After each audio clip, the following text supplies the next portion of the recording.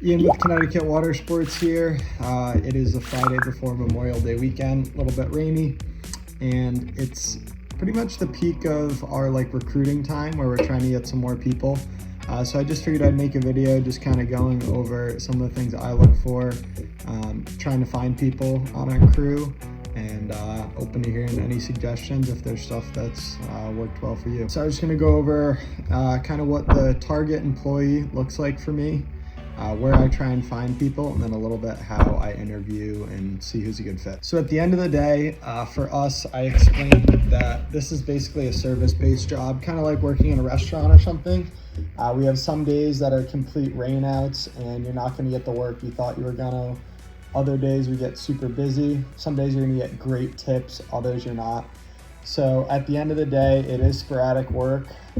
It's good work, there's good money in it, but the good and bad days are gonna average out, and it's probably not gonna be, enough to feed someone for the whole year. It's a few months of work. So it's kind of an extra job, or really good for someone that wants part-time work. Given this, I like to target, we have a lot of college age crew, so they're back early in May and usually able to stay until about August 10th, August 15th. These are good people because there's a lot of them that are interested in water sports and have the energy and experience. So I run, most of our crew is in college. We also have a couple guys that are a little bit older, like volunteer, fireman vibe. We have, out of the college crew, some are lifeguards. So this is kind of our demographic. Definitely pays a lot better if you're coming from being a lifeguard and you're younger. But also a good gig if you are someone who's like a retired fireman or something like that, and you want to have a good job with tips and get out on the boat. So I like to explain to everyone that this is a really good gig, but don't count on me to feed your family or anything like that because of the nature of how sporadic things are.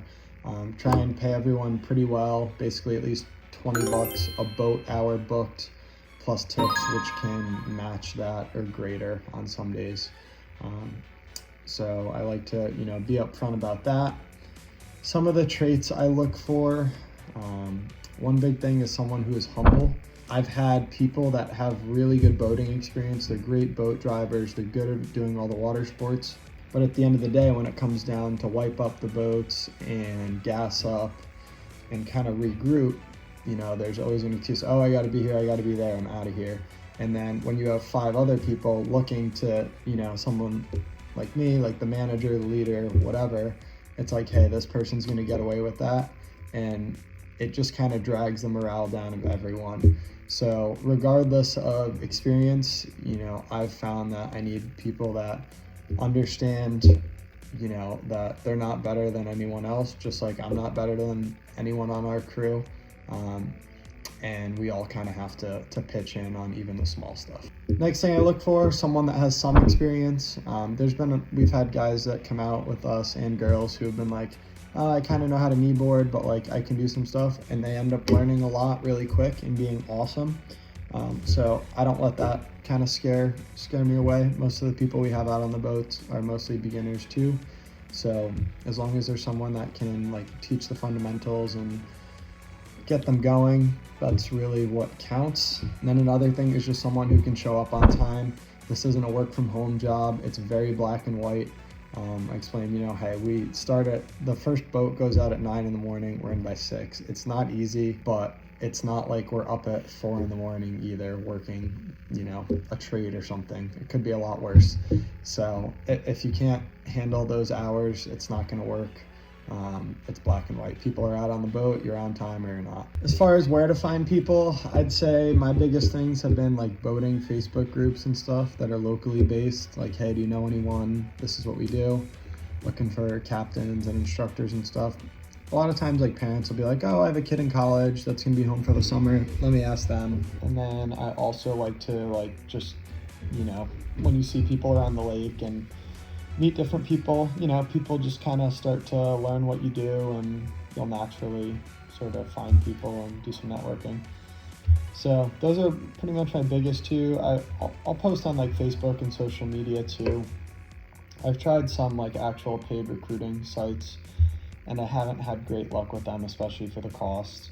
So yeah, I've gone with a lot of the free avenues, and they've worked well. Also, once in a while, I'd say like maybe like 3 people a winter, I'll get like a text from like a college kid or something that's just like, hey, if you're ever looking for anyone, you know, this is my experience and everything. And those are really good people to reach out to also, because they're putting in the effort to reach out to you.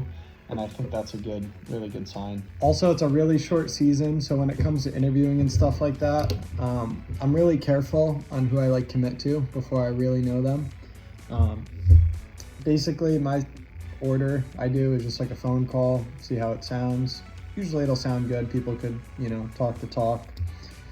From there, I invite them out. Hey, if you want to come up one day next week or whatever it may be, come on out. At that point, I'll just kind of go on the boat with them, let them drive a little bit, see where I think they're at. Sometimes I'll even have them on a charter that first day if they sound pretty good. And then from there, if I want to like proceed on having them work, basically I'll give people like a 2-week probation period. So I'll say, hey, like, it seems like you're going to be a good fit here. I really hope that's going to work out. But I've been in situations before where someone comes on, they start strong, and then they're showing up late, it doesn't work out, whatever it may be. So I'll say, you know, before you're set up on payroll or anything, I'll give you 2 weeks. We'll see how it goes, make sure it's working for you, make sure it's working for us. And then at that point, we'd love to, you know, have you on, put you on the schedule, get you set up in our system, do everything. And I've found that's a good way to help narrow things out, because you'll find out real quick someone's pros and cons and flaws and what's working, what's not. So I think that's a really good way to like see where someone's at. It's such a short season that you need to like find people and lock in the good ones really quick. And I really think the best way to kind of narrow through things is just having people out, seeing their habits, seeing if they show up on time. You can do as many phone calls as you want before and their experience and this and that, but you can't really tell until you're working with someone for a couple weeks how things are going. I like to just throw people right into it and see how it goes. At the end of the day, when we're out there with clients and stuff like that, you also need someone who can pull off the social aspect of it. Talk to clients while being super aware and safety conscious. Like, the boating and the water sports are one part of it, but at the end of the day, you might be out there with a family for 3 hours. So like, I even talk at our crew meetings about like just like social cues that some people will overlook. Like, if you and your team member are working together, like, you never talk about time. Oh, hey, how much longer are we out here? Like, you don't say that stuff in front of clients.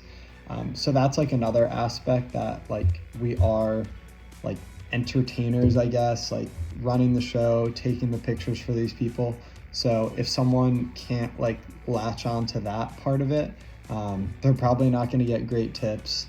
And, you know, people want to like remember their guide and have an awesome experience. So you really need people that are good with people. Obviously safety is number one, and finding people that can run a boat well is huge, but the social piece has got to be there.